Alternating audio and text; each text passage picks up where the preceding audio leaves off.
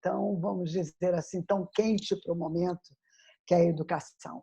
E nesse ponto-chave, que hoje faz uma diferença, pelo que eu acredito, e Sandra também, que é a educação para a consciência. Porque a educação para o mercado, a educação para o progresso, a educação para se dar bem na vida do ponto de vista da produtividade, nós já sabemos muito sobre ela e ela vem funcionando desde o século XIX, quando ela foi criada, né, para o mundo industrial, porque foi isso que arquitetou toda a educação que nós temos atualmente, que é a educação para produzir.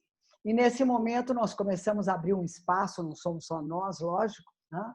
Mas abrir esse espaço para que a educação para a consciência, a educação para aprender a ser, a educação emocional que está no fundo disso, mas não só emocional, a transpessoal, a educação que é relacional, mas também não é só a relação humana, é a relação do ser com o planeta, é a relação do ser com o universo, é a relação do ser consigo mesmo.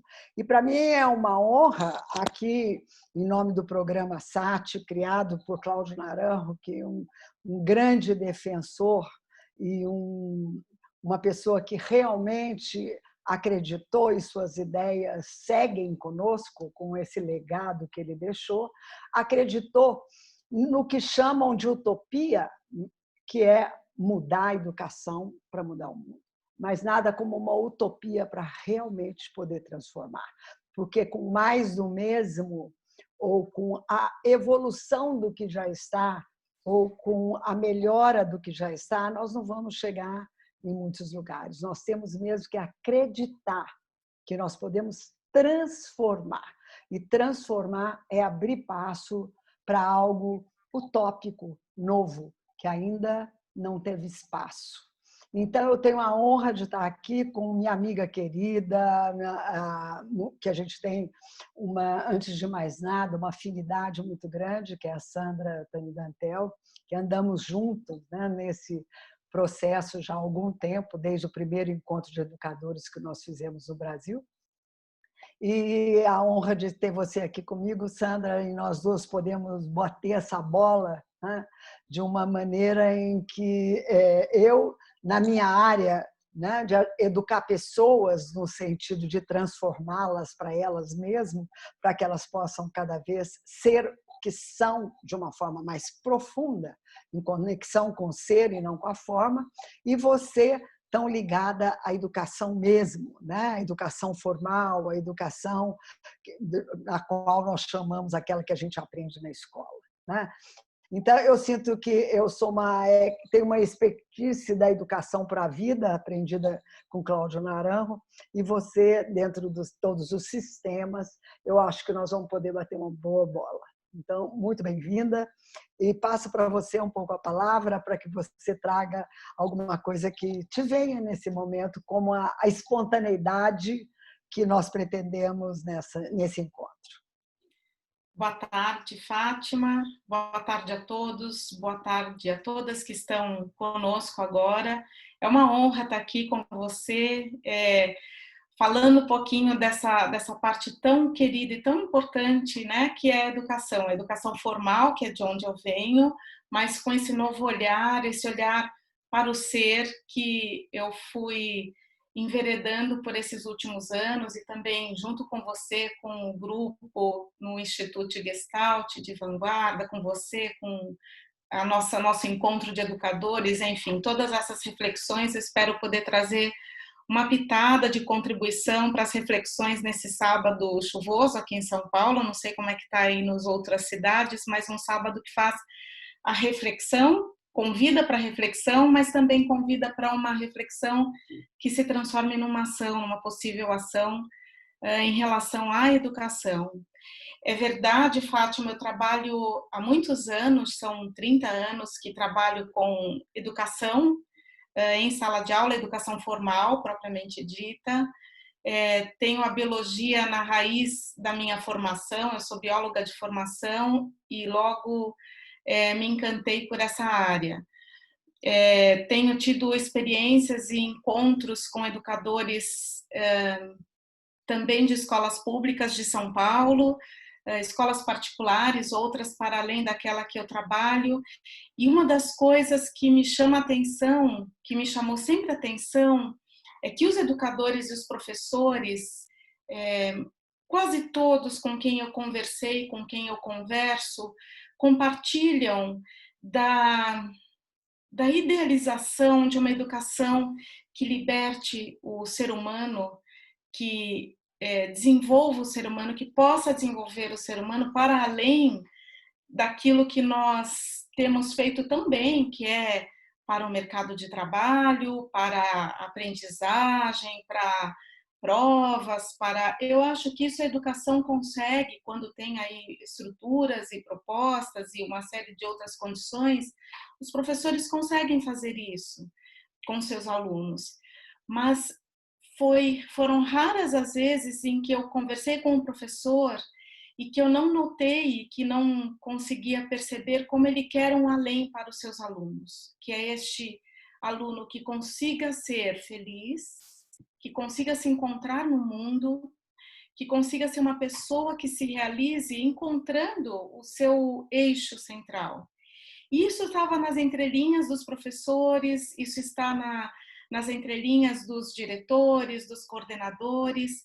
Então, o que eu queria trazer hoje é que a educação no mundo chegou o momento de nós tentarmos trazer esse outro lado também para as escolas.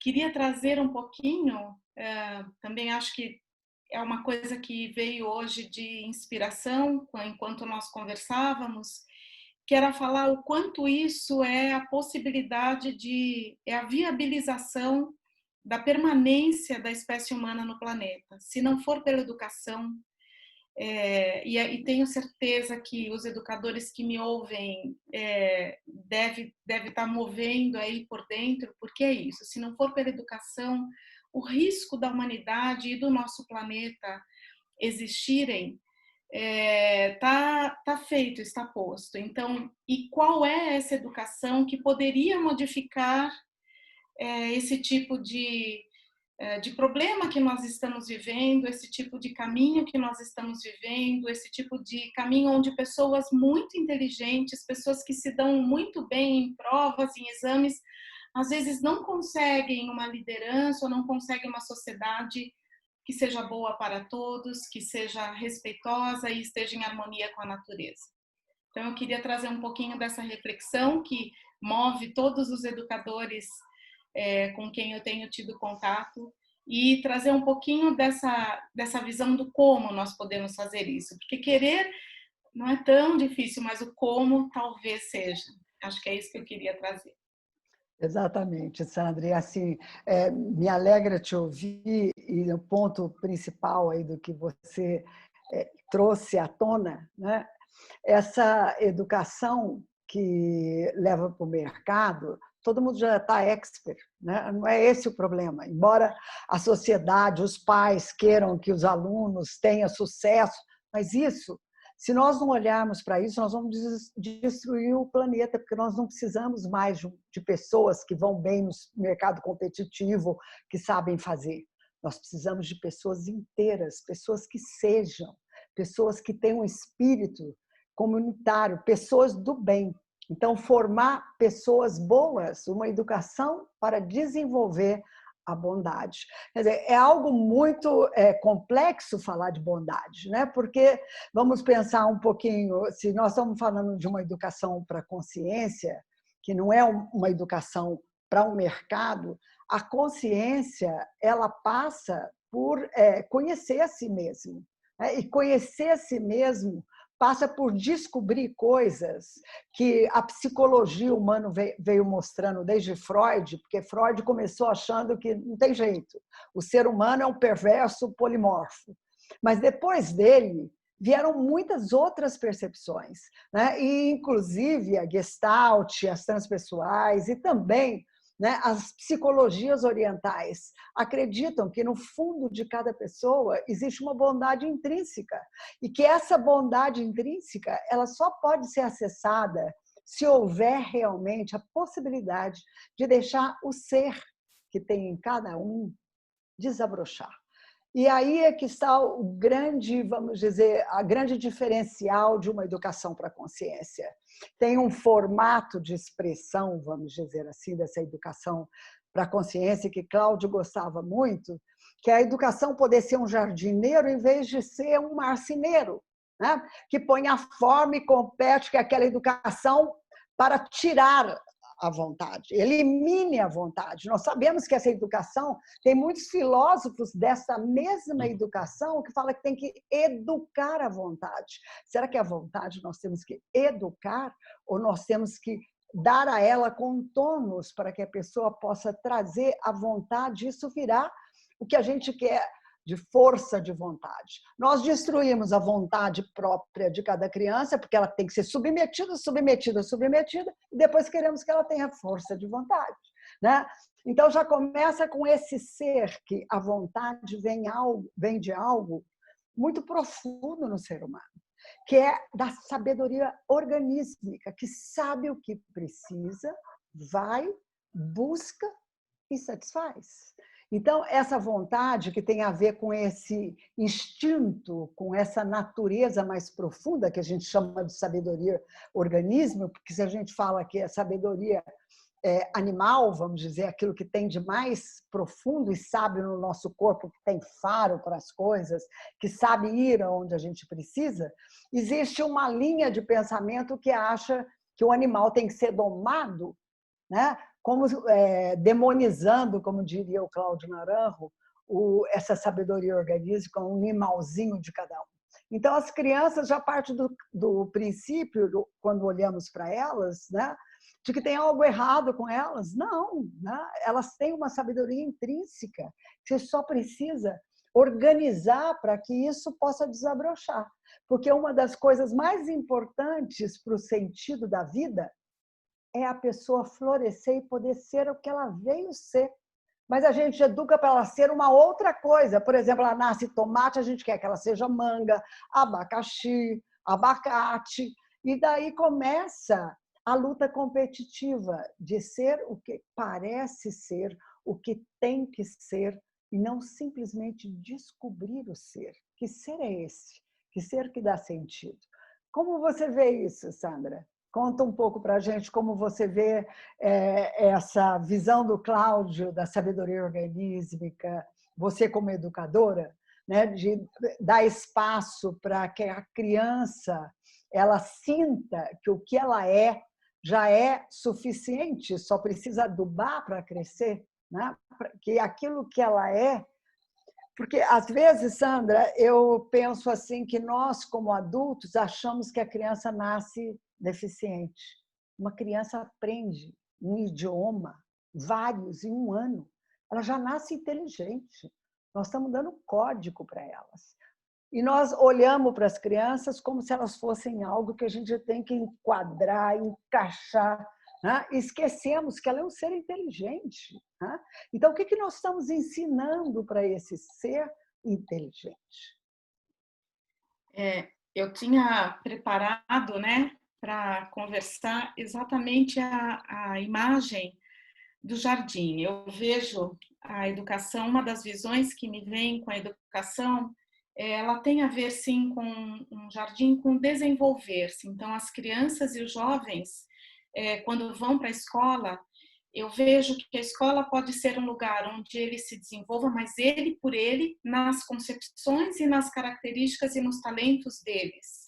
Aquilo que já está lá dentro. E a escola pode abrir o espaço, a escola pode dar nutrientes, a escola pode oportunizar esse crescimento dele, essa organização, esse usar as energias que as famílias, que a sociedade, que deem para ele as possibilidades de se florescer, para disseminar, para que ele vá para outros lugares, aí usando um pouquinho do conhecimento biológico. E uma outra questão que eu acho que eu gostaria de trazer é que quando um professor, uma professora, quando a educação formal, que é de onde eu falo, entende e consegue valorizar não só para fora, mas para dentro, valorizar espaços, momentos, pequenas atitudes onde os jovens e as crianças possam perceber-se, perceber o que estão sentindo, serem validadas, ter esse nome, você está sentindo isso, como é que você lida com isso, como que a humanidade pode contribuir para que essa criança cresça dentro do que ela é. E dentro das capacidades dela, é assim que eu vejo a educação. Vejo, e uma das palavras também que eu queria compartilhar com quem está seguindo a nossa live, é que vejo que a educação e as escolas brasileiras, elas são espaços sagrados. Por que sagrado?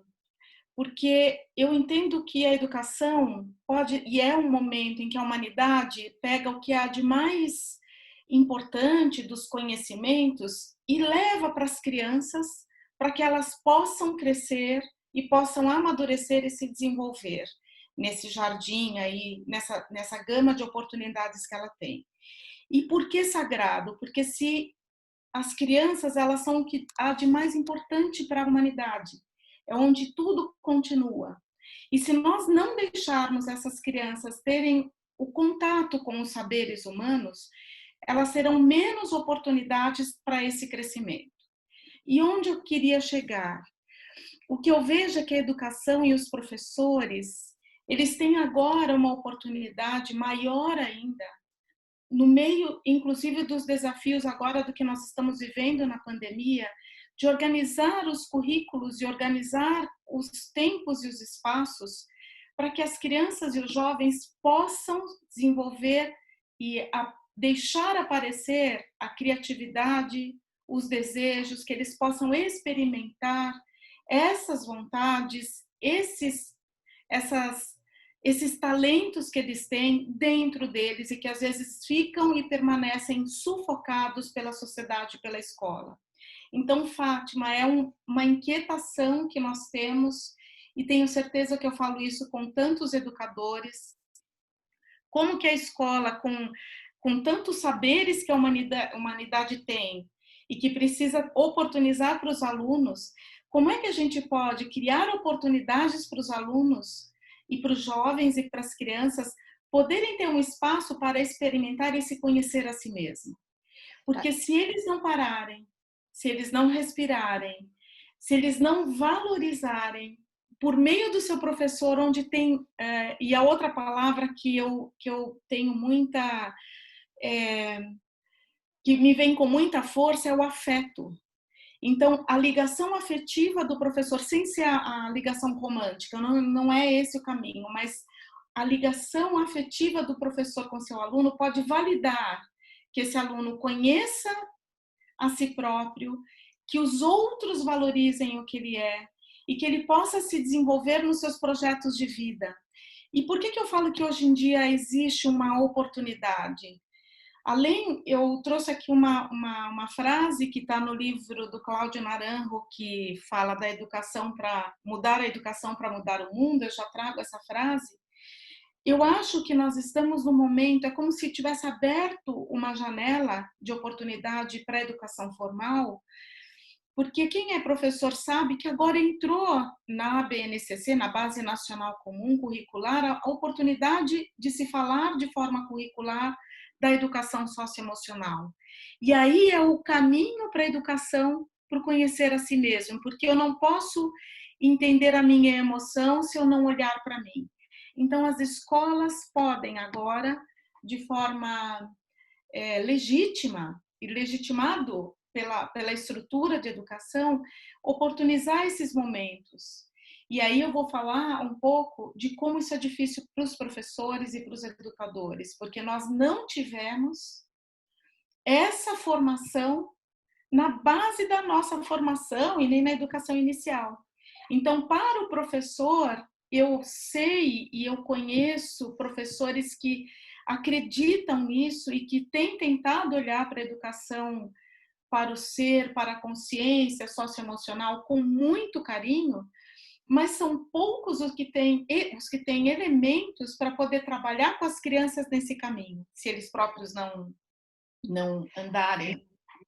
Então, Cláudio Naranjo, ele trabalhou com isso 30 anos da vida dele, para abrir esse espaço para poder levar a educação emocional primeiro para os educadores, para que eles pudessem primeiro descobrir o que é uma educação para a consciência, que não é uma educação simplesmente para passar o conhecimento sobre a emocionalidade, mas a emocionalidade, ela passa por dentro das pessoas. Então, ela passa por dentro do professor e ela acontece na relação humana.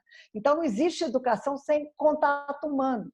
E uma das coisas que esse momento da pandemia deixou muito claro, né, é que, ao a educação passar para os alunos, dentro das famílias que também estão assoberbadas de trabalhar com computador, uma educação absolutamente digital e informativa, cheia de empurrar para o resultado, empurrar para a produtividade, e sem um conteúdo para que pudesse esse contato professor-aluno trazer o que o aluno mais está precisando, que é um momento de crise profunda, né? Então, é quase que uma educação psicótica. Lá fora acontecendo um monte de coisa, dentro da família acontecendo inúmeras crises, inúmeros medos, e o aluno sentado no empurrar de produtividade. Mesmo porque, e eu sinto que todos os educadores que eu tive contato também se angustiam com esse fato, se angustiam de que essa visão formal, vamos dizer assim, da educação, mas não é o que sente os educadores, as pessoas humanas que estão ali, o aluno, o adolescente, a família, o próprio educador, que passa a ser essa ponte entre uma coisa e outra. Então, esse momento denunciou que não dá mais para a educação empurrar para a produtividade, é preciso que ela abra um espaço enorme para educar, para aprender a ser. E essa educação, é óbvio, ela começa com ter a possibilidade do como. Nós temos na Espanha, por exemplo, muitíssimos educadores, já são centenas de educadores passando voluntariamente por processos de aprendizado dentro desse programa que o Cláudio criou, que é o programa SAT, de desenvolver a emocionalidade. Porque para você aprender a dar nome para emoções, começa com os professores, os pais que também não aprenderam, né? Porque nós nunca tivemos uma educação emocional nem dentro da família. Porque o que aconteceu? Como diz o Cláudio, esse sistema patriarcal, né, que começou, não vou colocar muito sobre isso, podem buscar leituras e informações dele no YouTube, né? Esse sistema patriarcal que há muito tempo vem vivendo para fazer com que a produtividade, o dinheiro, a sobrevivência, mas já foi, a seca já acabou, né? E nós já passamos por vamos dizer assim, por milhares de fases e ainda não renovamos o fato de que não é isso mais que importa. O que importa agora é o humano e rápido, para que a gente possa salvar as famílias no sentido de relações humanas, não importa como elas sejam, para que a gente possa salvar a sociedade, porque tudo isso é relação, precisa de gente que tenha consciência de si. Platão foi um grande, vamos dizer assim, Sócrates também, né, que trouxeram a educação de uma forma maravilhosa, no sentido de que conheça-te a ti mesmo, porque se você não decifra o enigma, ele te devora. E o que nós estamos vendo socialmente hoje nada mais é do que o reflexo no palco do digital, né, do que acontece dentro das pessoas. As pessoas não sabem lidar com raiva, com diferença de pensamento, não sabem lidar com medo, não sabem lidar com a tristeza, com a perda, porque isso faz parte. A coisa mais humana que tem faz parte da educação humana. E onde foi que nós nos dedicamos a ter isso, a todos esses aspectos, dentro da educação. A psicologia trouxe as religiões primeiro, né, como ser, o que é melhor ser, depois a psicologia tentando compreender, mas isso não é só uma questão de psicologia, isso é uma questão de educação, de aprender sobre si, começando desse si mesmo que cada um tem dentro de casa hoje, que passa por inúmeras situações com medo de perda, com medo de morte. E as nossas crianças e os nossos jovens, quem parou para ouvir o que eles estão sentindo? O que eles acham que estão acontecendo? Eu sinto que tem iniciativas fazendo isso, mas Cláudio sempre falava: dê espaço para ouvir os jovens, dê espaço para ouvir a criança. Eles sabem mais do que você imagina, eles percebem tudo, porque eles ainda não estão dissimulando nada.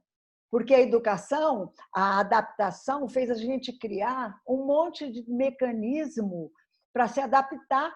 E com isso nós deixamos de ser verdadeiros, a autenticidade, a legitimidade do ser, tudo cheio de formas de parecer, de maneiras de agradar, de maneiras de ser importante e desconectados de um sentimento real mais profundo. E se o sentimento real mais profundo é preservado, naturalmente ele traz algo que vem com a essência humana, que é a afetividade. Então, criar espaço, primeiro, para que o educador possa abrir a afetividade dele mesmo. Cláudio fala de uma coisa que essa civilização atual, patriarcal, ela tem uma ideia muito equivocada do que é autoestima. Confunde narcisismo com autoestima. A sede de poder, os poderosos, são todos narcisistas. Estão olhando o próprio umbigo. E o narcisismo nada é do que uma reação profunda a feridas infantis não trabalhadas. Tanto a baixa estima como o narcisismo são feridas infantis não trabalhadas, onde a pessoa perde a alma. O que ela perde? O que é a alma? É a importância por si só, e não a importância porque se eu sou maior que você, porque eu sou mais importante que você, porque eu tenho mais coisas que você, porque eu vou chegar primeiro. Essa importância é narcísica. Essa importância é competição pelo amor projetado fora. É uma competição por ser visto colocado fora. Então, começa por aí, né? Para nós trabalharmos esse narcisismo louco que está no mundo. E como isso? Podendo tocar esse si mesmo para botar esse amor genuíno que tem que começar por si mesmo, porque o narcisismo não é o amor por si mesmo.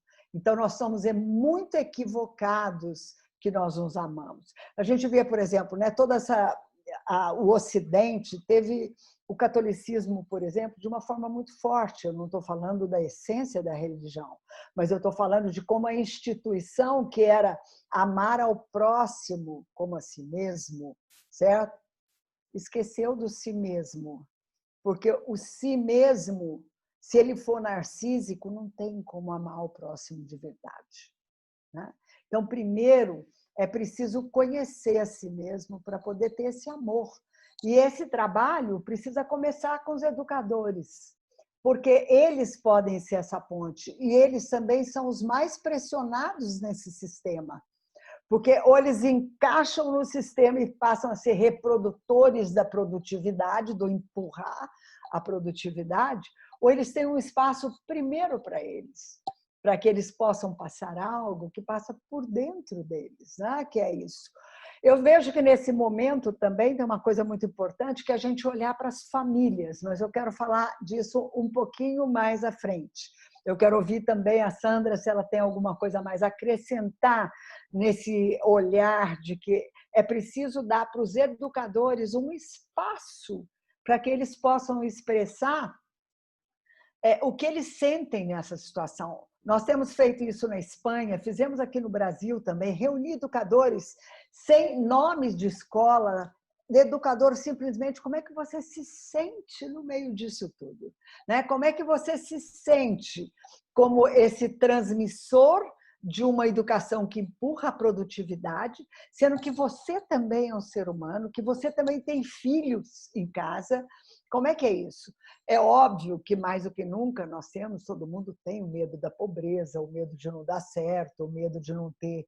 Né? Ainda mais, né, nessa civilização, que é uma civilização tão voltada ao consumo, que a educação vem de consumo. Né? Vende, olha, o celular que tem que ser o outro, qual é a plataforma melhor, e perde as pessoas no meio disso. E aí as crianças vão para a escola muito mais interessadas no que elas têm que usar para elas pertencer, no que elas têm que ter para elas pertencer, porque é isso que nós vendemos pela mídia, pelo sistema capitalista. Não estou falando de política, eu estou falando de forma de funcionar no mundo, que é esse, se eu tenho, eu sou. Não, eu não sou porque eu tenho, eu sou porque eu sou único, eu sou porque eu sou um mistério da natureza, eu sou porque eu sou um ser humano.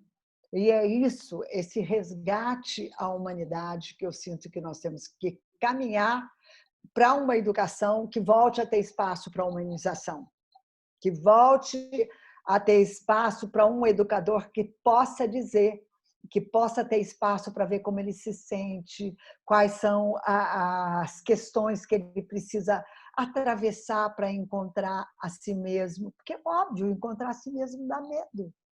Porque nós temos uma fantasia que nós temos que ser aquele que está vendido na mídia, né? E se nós não formos aquilo, tem algo errado dentro de nós. Então, dentro desse conceito, como já dizia Caetano, de perto ninguém é normal. Não adianta, o que nós precisamos é descobrir que não ser normal é normal. Né? Que eu posso sentir coisas, pensar coisas, ter insegurança. Né? É do humano ter insegurança. E poder falar e ver que o outro também tem, e buscarmos juntos espaços de modificação. Né? Nós temos medo, nós temos a raiva, por exemplo. Né? Eu vi uma educadora falar que esse momento era um espaço onde nós tínhamos que poder criar um conteúdo que pudesse as crianças e os jovens brigarem com os dragões. Né? Então, eles poderem perceber que eles podem brigar com os dragões. Porque nós temos também uma coisa de seja bonzinho, e aí a criança não pode ter contato com a força dela. Nós temos que lembrar que a raiva ela é uma consequência da ferida. Né? Você morde, o outro grita. E as formas de morder são muito diferenciadas na educação que nós temos hoje, no sistema patriarcal. Então, toda essa raiva que está vindo à tona por aí são coisas reprimidas, que nós nunca tivemos espaço de compreender melhor de onde elas vêm, que infelicidade é essa que mora. Porque se nós não tocamos o autoconhecimento, nós não resgatamos as nossas feridas, porque quando nós encontramos de onde vem, nós encontramos onde nós perdemos a nossa alma. Aquilo que nos humaniza, alma no sentido do humano. Fala um pouco, Sandra. Conta um pouco de como você vê isso. Eu queria falar que o professor e o educador precisa passar pelo momento para poder trabalhar e para poder ajudar os alunos a falarem da raiva, sem julgamento. Se o professor não tiver passado por isso e não entender que o papel da raiva ele é importante para as pessoas, o professor precisa dessa formação. E aí veio uma pergunta, e aliás a gente quer reforçar que, como nós já passamos da metade da live, as pessoas que quiserem colocar no chat, nos comentários, perguntas que a gente está recebendo. E, por coincidência, veio uma pergunta agora do novo encontro. Quando será o novo encontro de educadores para dividir sentimentos? Eu vou deixar a Fátima falar, mas eu quero contar para vocês algo que eu me lembrei enquanto a Fátima falava, que foi no encontro de educadores que eu participei. Eu agora não lembro se foi em 17, Fátima. 2015. 2015, que nós participamos com vários educadores que eu conhecia e que eu não conhecia do Brasil todo. O Colégio Dante Alighieri ofereceu o lugar. Né? E foi lá no próprio Dante, e foi é muito importante para os educadores, para mim, porque a gente começou a tomar esse contato com estes sentimentos para que a gente pudesse começar a dar o primeiro passo e em relação a essa educação para a consciência, não só porque qual é o... eu vou fazer um paralelo muito rápido para a gente falar agora do encontro de educadores. A educação formal, sim, ela tem um currículo, ela tem metas, tem avaliações e tem o aprender a ler, o aprender a escrever, o aprender o pensamento lógico, o pensamento científico, e tudo isso é muito importante, porque, como eu disse, é a humanidade, o conhecimento humano indo para esses seres, para essas crianças e jovens, para eles entenderem o que a humanidade construiu. Eu acho isso lindo, eu acho que é de uma beleza maravilhosa. A arte, a música, tudo isso é importante que os alunos possam entrar em contato com o belo e com o feio que a humanidade construiu para poder se posicionar e desenvolver seu senso crítico e colocar sua autonomia, enfim. Então, eu acredito que esse currículo é importante. Entretanto, do ponto de vista dessa educação para a consciência, que é um pouco além do que eu acredito quando a gente fala educação socioemocional, a educação para a consciência vai um pouco além, é um passo a mais. E o que nós começamos a fazer, os educadores, é convidar educadores a participar desse tipo de encontro, onde não é só teórico, mas é vivencial. Porque aí eu vou fazer um paralelo que os que me conhecem sabem a vivência que a gente teve. Vários educadores, não só na escola onde eu trabalho, no Dante, mas nas escolas públicas, onde eu tive o privilégio de estar com professores maravilhosos de escolas públicas para a educação científica. Para a gente fazer a formação de educação científica para o professor, ele precisa fazer ciência para poder ensinar como o aluno faz ciência. Então, vou voltar. Para nós trabalharmos educação para a consciência, a gente precisa de professores que passem por programas que falem dessa educação, deixe o professor vivenciar essa educação. E este é um grande nó, do ponto de vista de estrutura, do ponto de vista até do preconceito, porque tem muitos professores, acho que a Fátima tocou num ponto, que é o do medo, vergonha, eu não preciso disso, isso não faz parte, isso não é técnico. E muitos professores se sentem bastante incomodados ou presos, ou achando que é algo, acho que a Fátima, ou da loucura, ou não sei de onde vem esse preconceito. Talvez porque não tenha vivenciado e visto como é belo o ser humano, apesar das suas dificuldades. E como é bom a gente olhar para si mesmo, ver a si mesmo e ver que existe uma criança, existe um ser humano que precisa se desabrochar e ocupar o seu lugar no mundo. E eu uso muito essa metáfora, eu trabalho muito com metáforas com os professores e com os alunos, é como se cada ser humano tivesse um lugar no mundo como num mosaico, e quando ele não descobre a sua cor e o seu formato de pecinha, falta alguém no mundo. Enquanto nós não tivermos todo mundo ocupando o seu potencial, a gente vai ter um problema no ponto de vista de educação. E para o professor poder fazer plenamente esse trabalho de educação para a consciência, seja enquanto ele trabalha com matemática, física, química, história, geografia, enquanto ele está com os seus alunos, seja em espaços privilegiados para educadores, para a consciência, para educadores para a área socioemocional, e que eu acho que as escolas estão se organizando para ter esse espaço, para ter esse tempo para o aluno parar um pouco e falar o que ele está sentindo, falar do seu projeto de vida, ser escutado, ser validado, ser valorizado nesse caminho. Acredito que a gente precisa de educadores que tenham esse espaço para também vivenciar esse espaço de escuta, de vivência dos próprios sentimentos e de valorização. Isso vai pelo encontro de educadores. Sim, enfim. né? Uma coisa importante disso.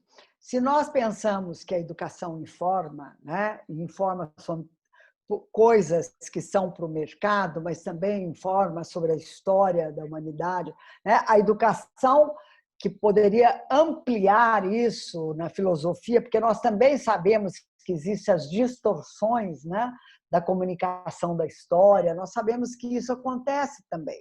Mas, quando nós falamos de uma educação para ser, nós falamos de educar para a sabedoria, não para a informação. Para que nós possamos ser pessoas cada vez mais sábias. E o que é uma pessoa sábia? Uma pessoa sábia não é uma pessoa informada. Eu que trabalho com pessoas humanas, né, eu vejo velhos, pessoas de uma idade avançada que tiveram informações enormes, não têm sabedoria nenhuma para viver. Então, como é ser sábio? É saber poder viver a vida, descobrindo e sentindo o que a vida realmente é. Então, dentro da sabedoria, inclui o fato de que nós sabemos que vamos morrer. Nós não negamos perdas e sabemos lidar com ela. Nós sabemos que o que é importante e profundamente importante na sabedoria é que é o contato humano que leva à sabedoria, que é o saber viver em relação, saber viver com o outro, saber viver em comunidade.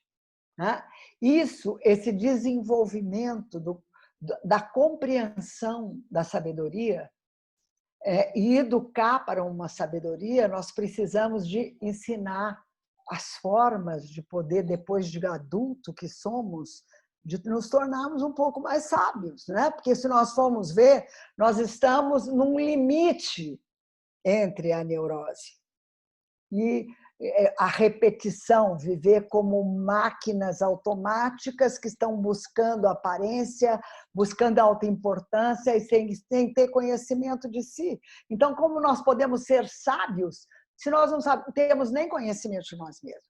E o medo de se conhecer se reflete em resistência, sempre foi assim. Porque nós temos medo de conhecer porque nós achamos que tem coisas escondidas que são feias. Esses são os conceitos de uma educação patriarcal, que é uma educação de bem e de mal, ao invés de ser uma educação de dor e alegria, de defesas que foram construídas contra as feridas, onde vai poder perceber na profundidade que o que a gente chama de mal, o mal do mundo, como diz o Cláudio, os males do mundo são os males da alma. Você pode trocar a palavra mal como neurose. O que é neurose? Restrição das possibilidades. Viver com um comportamento contido por um sambinha de uma nota só, que é aquele onde eu vou ser aceito, onde se tirou a criatividade, a verdade de dentro das pessoas. Então, esse buscar a si mesmo se conhecer é buscar a verdade. E não tem como a ciência dizer qual é a verdade que existe dentro de cada pessoa. Quem tem que buscar a verdade dentro de cada pessoa é cada pessoa. Agora, precisa compreender um caminho de buscar. Cláudio Naranjo deixou caminhos maravilhosos para buscar a si mesmo. É um trabalho que a gente vem aplicando muito entre educadores, entre pessoas de toda a natureza, de todas as áreas, porque são formas de se autoconhecer com facilidade, com recursos fáceis à mão, um como. Não é a única, obviamente, mas nós temos essa possibilidade. Então, nós vamos, sim, montar um encontro de educadores novamente, agora com uma amplitude ainda maior de investigação verdadeira, para que os educadores realmente tenham esse espaço de saborear, de experimentar para ver o que é. Não se pode dizer o que é se não experimenta.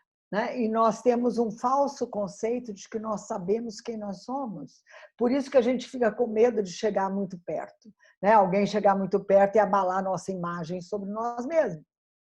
Mas quanto mais a gente investiga sobre nós mesmos, mais nós encontramos o que Dante falou, né, na Divina Comédia. A Divina Comédia é uma descrição de qual é o caminho para ir para dentro de si mesmo. O caminho de ir para dentro de si mesmo é sair da ignorância sobre si mesmo, que não tem maior inferno do que a ignorância sobre si mesmo. Então, é começar a buscar uma luz, né? Uma luz de consciência. Consciência é uma clareza, uma compreensão, uma amplificação da maneira de olhar para si mesmo, para poder mergulhar nesse espaço mais profundo que nós tememos, que aí é o purgatório de Dante, né? Onde tem dor, mas tem consciência. Por que tem dor? Porque a gente vai abrir lugares onde nós tínhamos fechados e criamos mecanismos de defesa para não olhar, mas é justamente olhando que nós liberamos. Olhando com olhos de acolhimento, olhando com olhos de humanidade, é que nós vamos acolher esses lugares dentro de nós na travessia desse purgatório interno para chegar no paraíso de si mesmo, porque o paraíso de si mesmo começa pela paz interior, pelo amor por si mesmo, que acolhe a realidade do que nós somos. E o paradoxo do comportamento humano é que quanto mais nós aceitamos e compreendemos de onde vieram as nossas defesas, as nossas dificuldades, mais nós transformamos.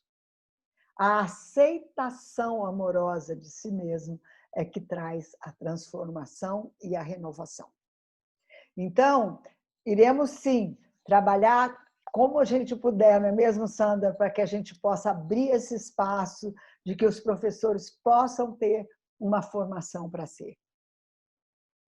Concorda comigo? Estamos juntos nessa.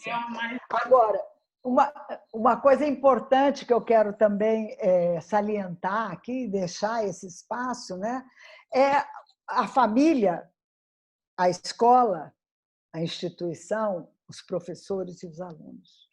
Os pais, nós não podemos esquecer, né? Porque os pais, as famílias, eles querem para os filhos aquilo também que o sistema pede. Né? Os pais querem que os filhos sejam competitivos, que eles produzam, que eles façam o vestibular, que eles tenham uma boa profissão, porque eles têm que se colocar no mundo. Né? Mas eu tenho certeza que os pais também querem que eles sejam pessoas inteiras. É que os pais também sofrem do mesmo mal que nós todos sofremos, né? Então, eu sinto que nesse trabalho de abrirmos para uma educação para ser, nós também precisamos ter um espaço para as famílias. Nós temos trabalhado com famílias inteiras, com espaço para que eles possam encontrar canais de comunicação, de poder aprender a dialogar com a dificuldade, porque o que a gente tende a fazer com a dificuldade? Esconder e evitar. É assim um mecanismo psíquico humano, onde a gente tem uma dificuldade, a gente tende a encontrar mecanismos de defesa que nos tire do contato com ela e evitamos e colocamos uma substituição. É simples entender isso. Por exemplo, eu tenho um vazio de solidão, vou lá e como. Pronto, na hora que eu estou comendo, parece que eu estou numa outra realidade. Né? Então, mecanismos de defesa é aquilo que a gente põe no lugar de uma necessidade que não está sendo trabalhada. Mas aquele lugar esvaziado dentro de si mesmo, que a gente fica enchendo de um monte de coisa que não é, precisa ser conhecido, porque aí eles contam qual é a verdadeira necessidade. E quando nós encontramos a verdadeira necessidade, que não é nada além de um acolhimento profundo que nós não tivemos, porque nossos pais também não tiveram, né? E porque não era cultura aprender a lidar com isso. E nós podemos também abrir um espaço para as famílias, onde pais possam dizer como eles se sentem com esse momento, como eles se sentem com a educação, como eles se sentem com essa tensão deles, ao mesmo tempo quererem que os filhos sejam produtivos, eles estarem dentro de casa, tensionados pelo trabalho que também está dentro de casa, tensionados pelo espaço, de sentir que é necessário, certo? mudar alguma coisa, mas que eles também não sabem aonde. Então, eu vejo que, como dizia Cláudio, a grande transformação não vai vir de cima para baixo, não vai vir dos governos, das políticas. A grande transformação vai ser quando uma massa crítica de consciência chegar num limite tal que ela toma conta por si. Então, que se cada um de nós, né, começando com movimentos de se perceber mais, de se conhecer mais, de querer saber de si, de sair, né, do mito da caverna de Platão, nós não somos sombras, certo? Nós somos realidade que a gente pode ver com a luz do sol, e essa realidade interior de cada um. Perdeu o medo de olhar para dentro. Perdeu o medo de encontrar com a sombra, porque nós temos que integrar a sombra, porque a sombra só é sombra porque ela está escondida. Porque à medida que a gente leva consciência à nossa sombra, nós levamos também acolhimento e ela se transforma em consciência, em luz. Então, eu vejo também que essa questão da inclusão das famílias em trabalhos, que as escolas, que outras fontes também podem levar, né? Como a gente tem feito através do programa Sati Brasil, da Fundação Cláudio Narão, também vai contribuir para que as escolas também tenham esse espaço, né? Para que os pais pressionem menos, que eles lembrem que os filhos também têm que ser educados para ser boas pessoas. Porque eles também têm visto as dificuldades que eles encontram com os adolescentes, que tentam, né, com a energia hormonal, falar não, não, não a isso, mas que depois também se sucumbem ao sistema. Né? Então, eu sinto que nós estamos dando passos importantes nessa pandemia, porque toda a pressão, né, faz com que tudo que está dentro venha à tona. E eu acredito muito que a gente possa chegar nesse lugar da revolução que esperávamos, esse livro maravilhoso do Cláudio Narão, que é a revolução da consciência, que é isso que vai mudar tanto a educação quanto a política. Fala um pouco, Sandrinha. Não, eu vi que chegou uma pergunta sobre educação sistêmica. E eu não sei, o que eu posso dizer sobre educação sistêmica, que eu conheci com a Fátima num dos módulos, foi maravilhoso, acho que é um caminho também a educação sistêmica, pedagogia sistêmica. Eu fiz um módulo, não sou grande conhecedora, mas já consegui perceber alguns dos elementos e acho que nós, educadores, a gente pode trazer para a escola vários elementos, vários tipos de olhares, mas desde que tenha essa possibilidade desse desenvolvimento humano pleno e integral, que inclui um espaço e tempo para que professores, equipe pedagógica, alunos, que esse ser esteja no centro da educação, muito mais do que outras ou apenas outras possibilidades do que tem sido trabalhado na escola. Então, eu vou passar para a Fátima e depois aí eu volto sobre educação sistêmica, para a gente não deixar de tratar sobre isso. Sim. A pedagogia sistêmica, né, que é uma linha que vem de Bert Hellinger também, né, que é uma visão mais sistêmica da família, vamos dizer, né, toda a sua árvore genealógica e o papel de cada um transposta para o papel do educador, a instituição, o aluno. E nós vamos ver que tudo, né, que está relacionado ao ser humano tem projeção. E se nós compreendemos essa forma de funcionar projetiva e compreendemos o lugar de cada um dentro das estruturas, né?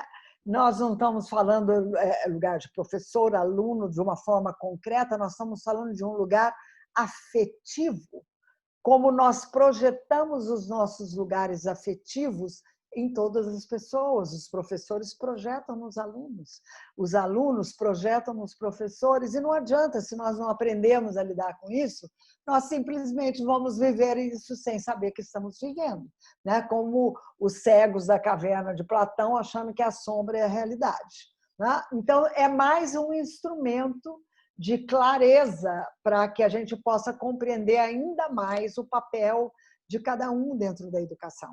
O papel afetivo, o papel relacional, o papel humano, não o papel do ponto de vista de currículo, certo? O papel humano de cada um.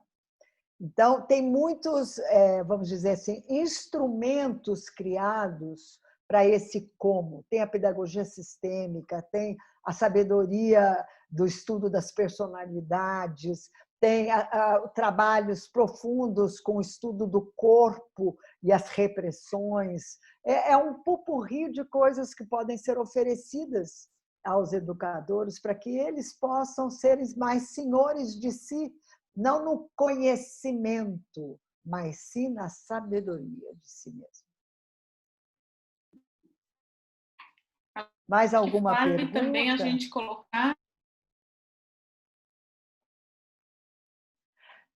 Tem também... Não sei se a minha internet está boa, se vocês estão me ouvindo, ela está um pouco instável. Acho que vale nesse pupurri, vários instrumentos que são possíveis.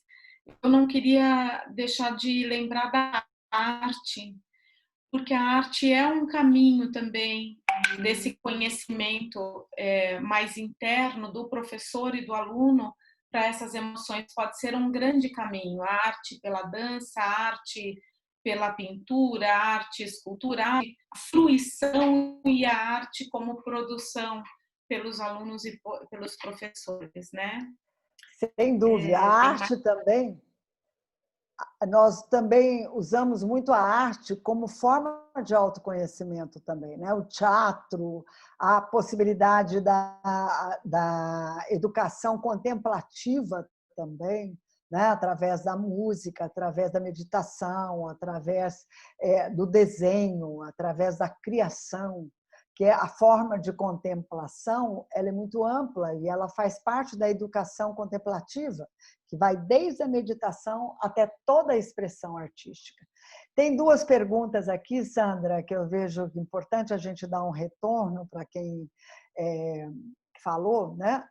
Então, falando, por exemplo, no número de depressão, tanto entre professores como entre alunos, né? É claro, o que pode trazer a depressão? A primeira coisa que traz a depressão é a falta de sentido para a vida. Se nós estamos empurrando a vida para um papel na sociedade que faz parte de um mundo capitalista, que faz parte de um mundo, numa sociedade patriarcal, onde você se você parece aquilo que é esperado de você, esse ser dentro de você murcha, perde o sentido. Então, numa situação onde essa máquina de produzir personagem social fica restrita, como essa onde o mercado fica mais difícil, o coronavírus ameaça a morte, os lugares de cada um ficam ameaçados, é uma caída direta para o vazio existencial. É uma caída direta para a depressão. Porque o vazio existencial nada mais é do que a falta do contato com o ser verdadeiro. E todo mundo foge desse vazio, morre de medo desse vazio, ao invés de conhecer o que ele é. Então, quando se vai tocar nele, a depressão é o primeiro lugar. E a depressão também entre os jovens, porque que sentido tem a vida para eles agora? Né? Que sentido vem a vida dos jovens, sentindo que ele tem que produzir, competir, ele tem que parecer ser, ele tem que comprar isso para ser, comprar aquilo para ser. Não, né? Não é isso que realmente dá sentido à vida. O que é que dá sentido à vida? Né? Sentido à vida é, então, casar é parecer, ter uma profissão é parecer, ter filhos é parecer. Isso é que vai dar sentido? Não. O que dá sentido à vida é a jornada de cada um, não importa se é na escola, se é na casa, se é no relacionamento. É o sentido que a vida tem. Então, eu sinto que a depressão desse século, a maior doença desse século, também é um indício, né, de que tem alguma coisa tá errada, que esse sistema que nós estamos chamando de significado do ser no mundo está falido. Não é por aí. Nós temos que encontrar o sentido existencial mais profundo, que nós vamos encontrar dentro de nós mesmos. Tem alguma coisa que você quer acrescentar com relação ao que você percebe disso, Sandra, da depressão entre professores, alunos? Sim, nós ficamos, tanto professores quanto alunos, e a gente fica muito, muito preocupado na escola com o número de alunos que nós ouvimos falar. Conseguem me ouvir, Fátima? Está ouvindo? Estou te ouvindo bem. Bom, sim, é uma das grandes preocupações, a depressão, outros tipos de problemas da saúde, ligadas à saúde mental dos nossos jovens e até crianças, que agora isso tem caído, inclusive para os menores. Eu com você está ligado ao sentido da vida, e é por isso que esses espaços e tempos que nos preocupam a todos os professores, os dirigentes escolares, para que a gente possa trabalhar com os jovens em seus projetos de vida, que eles possam buscar dentro de si para que eu estou aqui, o que eu quero fazer, onde eu posso contribuir, e acho muito lindo, e tem sido um desafio para a gente falar na generosidade, na questão do que eu posso fazer pelo outro. Uma palavra que você fez numa outra live com a outra educadora, né? A Isabel autonomia, Parolin?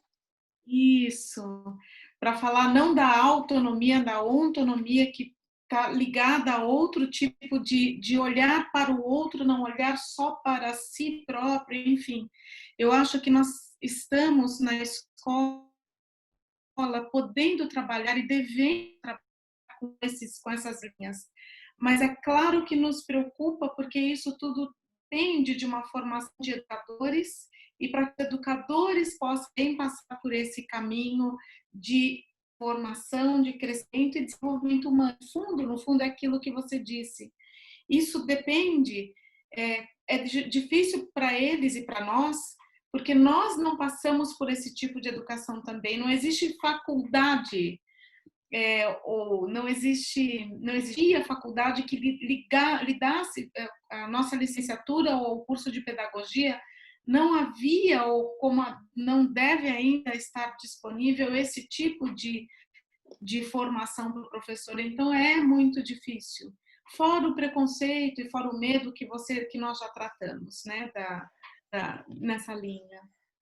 E eu acho isso muito importante, porque assim, né, o que a gente pode criar, né, no campo das escolas nesse momento, né, é um acolhimento, vamos dizer, essa generosidade que acolhe, né? Mas também, eu sinto, e também, mais do que mais também, né? Que a nossa generosidade também vem de a gente estar bem com a gente mesmo. Então, é muito difícil uma pessoa que não está bem consigo mesmo poder ser generosa, porque a generosidade verdadeira, ela é um transbordar do amor que já está dentro de si mesmo. O Cláudio, por exemplo, falava muito que a neurose humana está buscando amor em tudo quanto é lugar, né? É uma sede de amor que confunde essa sede metafísica, que é a nossa busca de nós mesmos, com buscar amor fora, né? Que é como que se quem me dá, e cada tipo de personalidade, cada jeitinho de ser, está buscando amor de uma forma. Tem um que fala me ama, o outro quer ser o mais importante, o primeiro da turma. É forma de buscar amor, né? Mas são formas equivocadas de buscar amor, porque o amor já existe dentro e nós só podemos ser uma fonte generosa de amor, transbordante, se nós realmente resgatamos o amor por nós mesmos. Então, esse primeiro lugar onde a gente possa gostar de si mesmo, é esse nosso propósito na formação de educadores, que eles possam ter um espaço para aprender a gostar de si mesmo de verdade.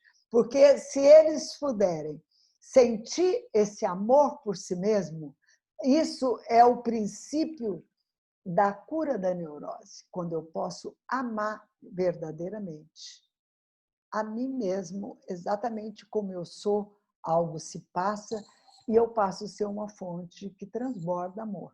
Porque o amor contagia de dentro para fora. Certo? Então, essa fonte que nós temos dentro, de generosidade, né, que vem ao gostar de si mesmo. E é esse o propósito de um trabalho de se autoconhecer. Se autoconhecer não é para se taxar, é para se amar. Para a gente descobrir que, no fundo de nós, de todos nós, tem algo que a gente pode chamar de divino, porque nós somos profundamente misteriosos. E nós, quando nós ultrapassamos as barreiras dos nossos medos, nós encontramos os sentimentos que faz com que nós sejamos humanos, humanizados. Porque o humano tem uma dualidade, né? Ah, isso é ser humano, tem limite, mas também ser humano é ser compassivo, é ser transbordante das reais humanidades. A compassividade, o que a Cláudio chama de educar, uma educação para competências existenciais, que é ter capacidade de compaixão de verdade, que é poder saber admirar, recuperar o amor admirativo, porque o amor admirativo, ele ama o grande, ele ama o universo, a terra, o outro, a beleza, a amizade.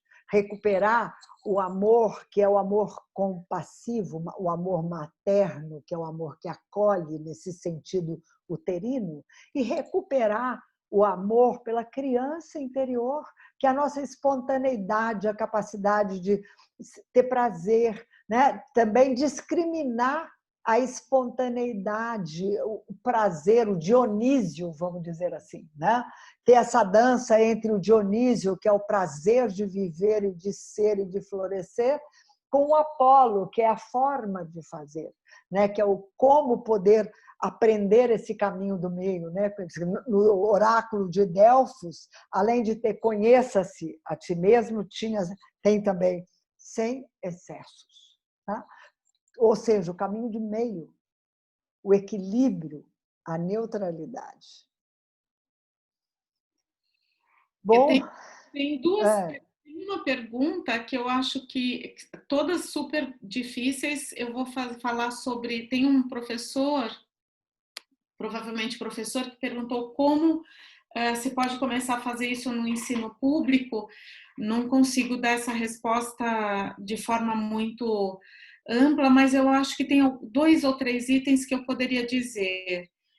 Acho não, entendo que o Instituto Gestalt de Vanguarda, Cláudio Naranjo, vai organizar novas formações e os professores todos são convidados, educadores, né, para essa vivência, para que possa levar para a sua sala, dentro do seu componente curricular, dentro do seu segmento, leva alguns elementos para a sua própria aula, sem ser uma aula disso, mas que na sua prática o próprio professor possa começar a trabalhar para valorizar essa educação para a consciência dentro do seu segmento e da sua área.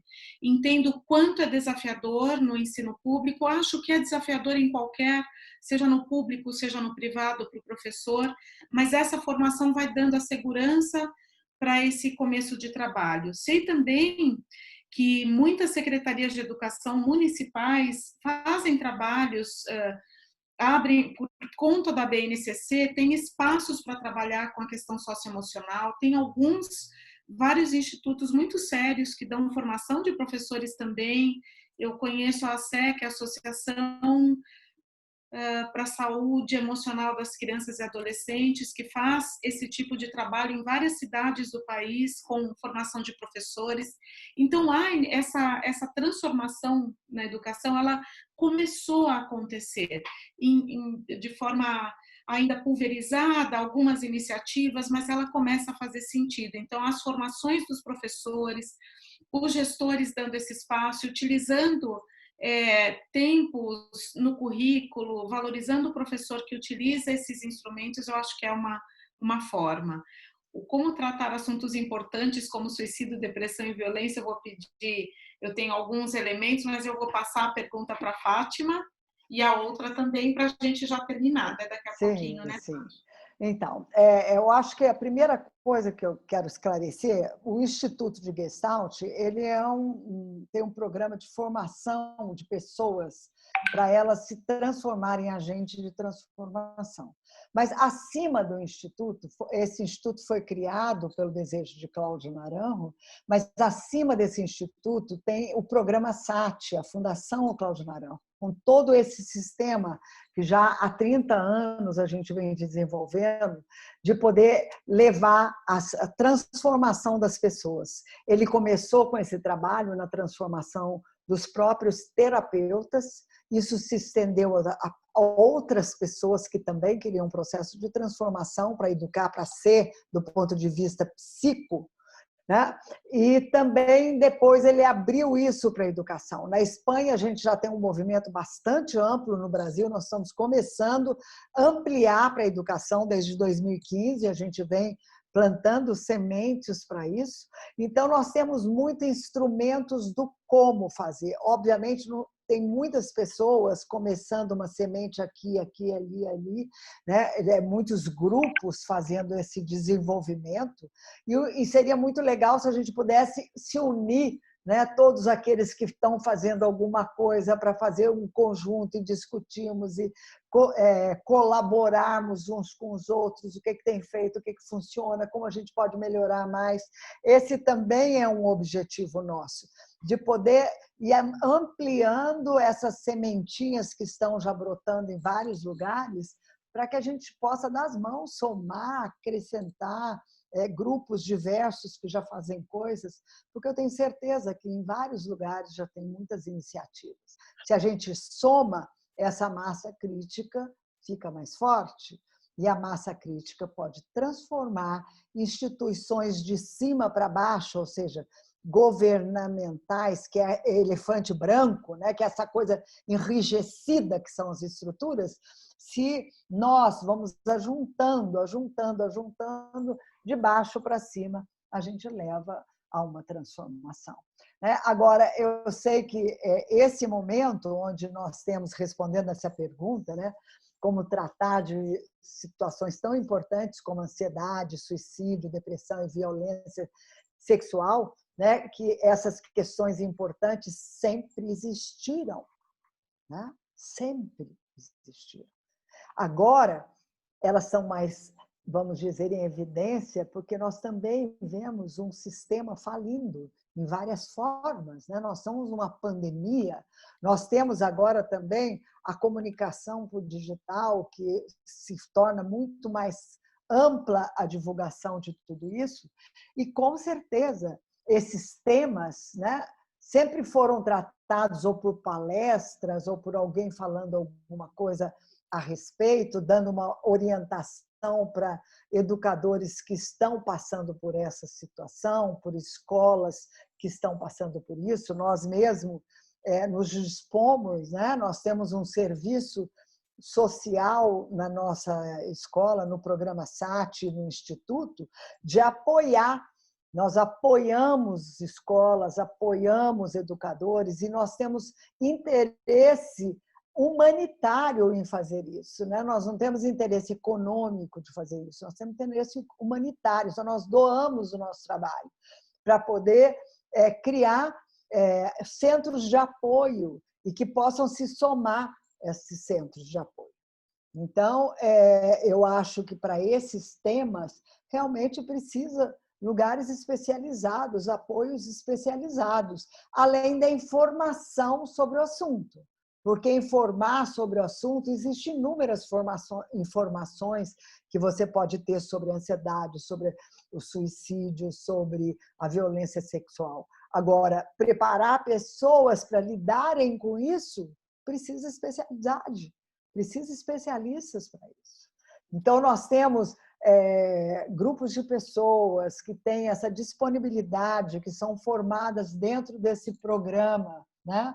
E que nós podemos, sim, contribuir socialmente para que isso possa encontrar um espaço mais sólido, né? De ajuda.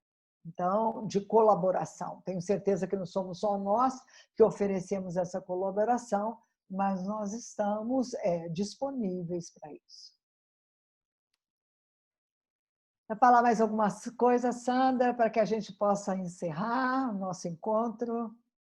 Eu queria terminar com a frase do Sharif, que está no livro do Cláudio. Ele fala assim: não obstante, em meio a essa desarmonia sem precedentes, estamos diante de uma oportunidade que pode não se apresentar em outro milênio, de criar uma sociedade que reflita os valores humanos mais profundos. Em um mundo que parece encaminhado em 1 milhão de direções a uma só vez, podemos e devemos escolher uma direção, um foco, uma intenção.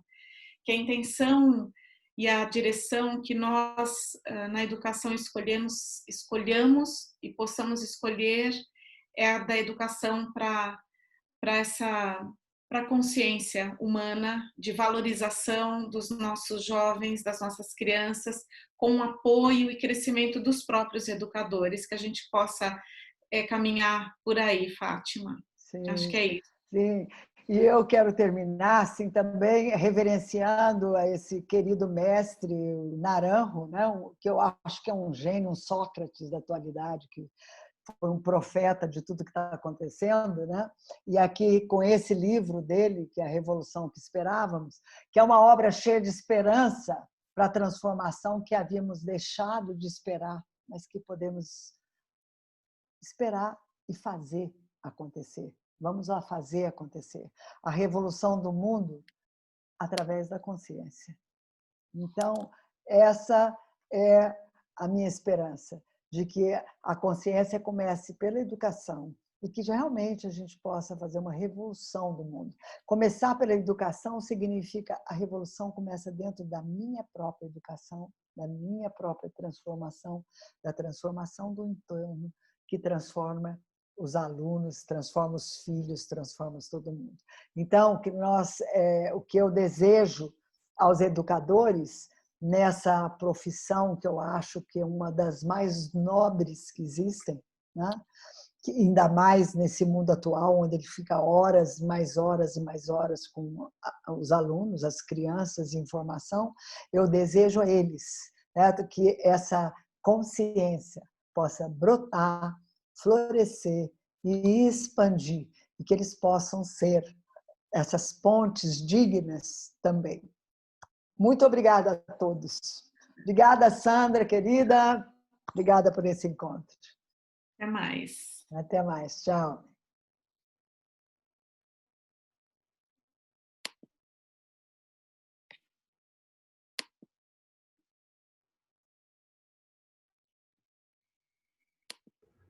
Foi muito boa.